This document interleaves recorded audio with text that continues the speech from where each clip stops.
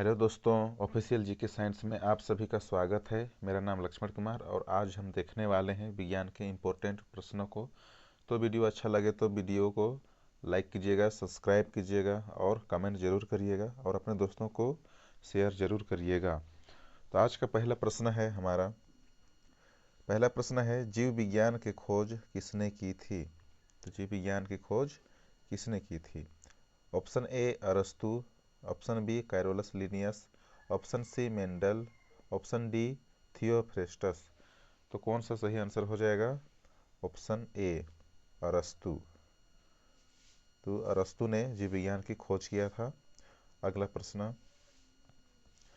प्रश्न है, जीवों में जीवन का मूल क्या है? जीवों में जीवन का मूल क्या है? उत्तक, अंग, कोशिका, अंग तंत्र।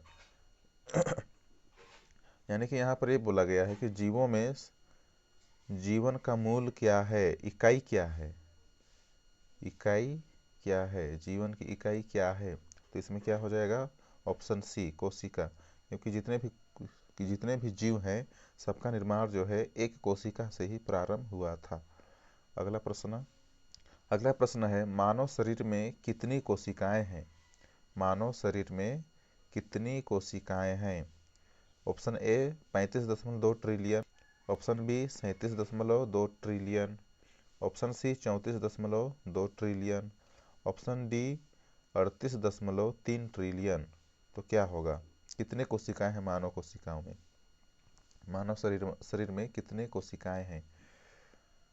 तो सही आंसर हो जाएगा ऑप्शन बी 37.2 ट्रिलियन। अगला प्रश्न है गाइस, डीएनए की खोज किसने की थी? डीएनए की खोज किसने की थी? मेंडल ने, वाटसन और क्रिक ने, अरस्तु ने या डार्विन ने? तो डीएनए की खोज किसने की थी? डीएनए सभी जानते होंगे। DNA deoxy ribo nucleic acid, deoxy ribo nucleic acid, इसका फुल फॉर्म है डीऑक्सी राइबो न्यूक्लिक एसिड। तो किसने खोज की थी? तो सही आंसर है वाटसन और क्रिक ने, बी ऑप्शन। अगला प्रश्न है, पौधों में भोजन बनाने की प्रक्रिया क्या कहलाती है? पौधों में भोजन बनाने की जो प्रक्रिया है वो क्या कहलाती है? ऑप्शन ए प्रकाश संश्लेषण, ऑप्शन बी परपोषण, ऑप्शन सी विषम पोषण, ऑप्शन डी इनमें से कोई नहीं। तो पौधों में भोजन बनाने की जो प्रक्रिया है वो क्या कहलाती है?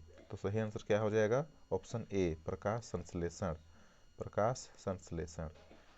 अगला प्रश्न है, जीवों में विकास का मुख्य कारण क्या है? जीवों में विकास का मुख्य कारण क्या है? जीवों में विकास का मुख्य कारण क्या है?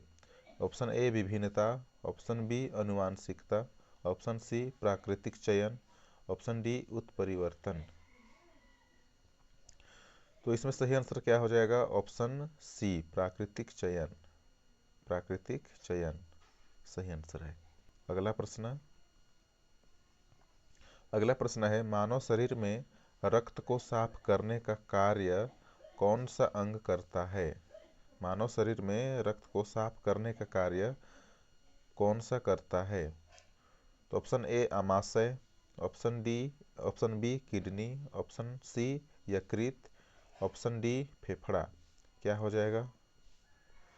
कौन सा सही आंसर हो जाएगा? आमाशय, किडनी, यकृत या फेफड़ा? तो रक्त को साफ करने का काम कौन सा करता है? तो सही आंसर क्या हो जाएगा? बी किडनी, जिसको गुर्दा भी बोला जाता है, गुर्दा भी बोलते हैं और इसको जो है वृक्क भी बोला जाता है, वृक्क। अगला प्रश्न है, जीवों में पाचन क्रिया का मुख्य अंग क्या है? जीवों में पाचन क्रिया का मुख्य अंग क्या है? तो ऑप्शन ए छोटी आंत, ऑप्शन बी बड़ी आंत, सी है मुख, डी है अमाशय। तो क्या हो जाएगा सही आंसर? तो सही आंसर क्या हो जाएगा? अमाशय। तो मनुष्य में या जीवों में पाचन क्रिया का मुख्य अंग क्या होता है? अमाशय। तो सही आंसर क्या हो जाएगा? अमाशय। अगला प्रश्न, पौधों में वृद्धि का मुख्य कारण क्या है? पौधों में वृद्धि के लिए उत्तरदायी कारण क्या है, या कौन सा क्या कारण है जो पौधों में वृद्धि होता है? तो ऑप्शन ए पानी, ऑप्शन बी पोषक तत्व, option D C hormone, option D इनमें से सभी। तो एक पौधे को पानी भी चाहिए, पोषक तत्व भी चाहिए और हार्मोन भी चाहिए। तो वृद्धि करने के लिए तीनों चाहिए। तो इनमें से सही आंसर क्या हो जाएगा? ऑप्शन डी, इनमें से सभी, ऑप्शन डी। अगला प्रश्न, जीवों में जनन का मुख्य कारण क्या है? जीवों में जनन का मुख्य कारण क्या है? ऑप्शन ए प्रजाति की निरंतरता, ऑप्शन बी विलुप्त होने से बचाना, ऑप्शन डी प्रजातियों का अस्तित्व, इनमें से सभी। तो कोई भी जीव जनन क्यों करता है? जनन यानी प्रजनन या संतान उत्पन्न क्यों करता है? तो अपनी प्रजाति को निरंतरता बनाए रखने के लिए, ताकि अपना प्रजाति जो है समाप्त न हो जाए। और विलुप्त होने से बचाना, यानी जनन करेगा तभी वो अपने प्रजाति को विलुप्त होने से बचा पाएगा। प्रजातियों का अस्तित्व, तो प्रजाति का अस्तित्व को भी बनाए रखने के लिए जनन करना अति आवश्यक है। तो सही आंसर क्या हो जाएगा? ऑप्शन डी, इनमें से सभी।